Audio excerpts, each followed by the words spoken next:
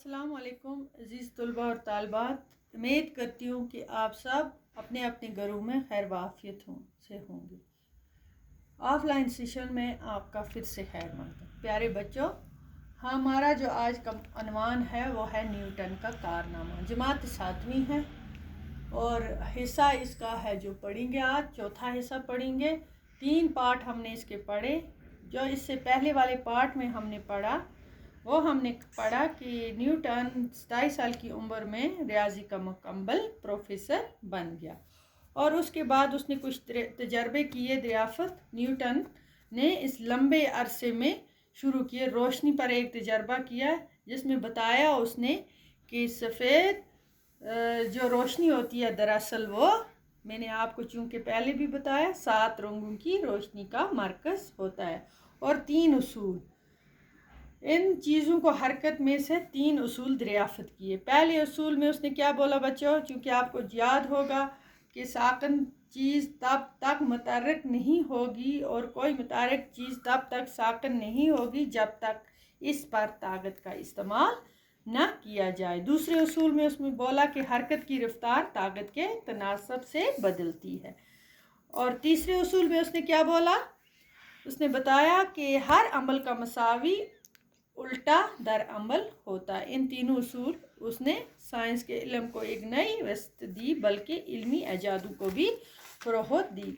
अब बच्चों हम इसके आगे जो पढ़ेंगे हिस्सा 4, तो उसमें है कशिश सकल्लफ़।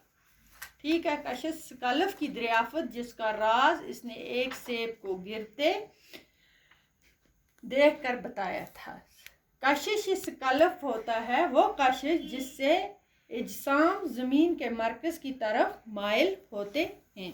मैंने आपको उस दिन भी मुश्किल अल्फाज इसके बताए थे, तो इसी को बोलते हैं कशिश मुस्तक़िल।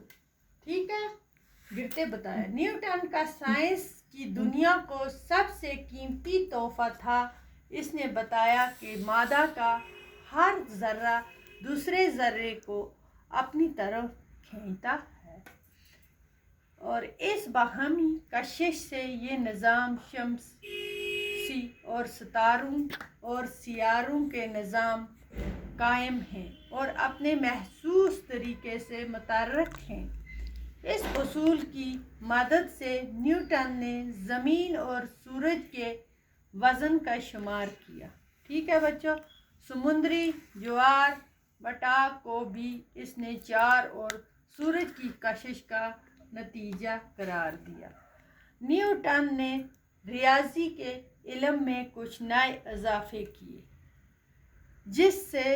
जिनसे आज सभी उलूम मुस्तफीद हो रहे हैं, क्योंकि नई हदों को छूने के बाद रियाजी का अताक न सिर्फ ज़्यादा वसी किस्म के मसाइल पर होना मुकम्मल होगा। प्यारे बच्चों, आज हम इसका इतना ही पढ़ेंगे। इंशाल्लाह इसके आगे भी पढ़ेंगे दूसरे सबक में।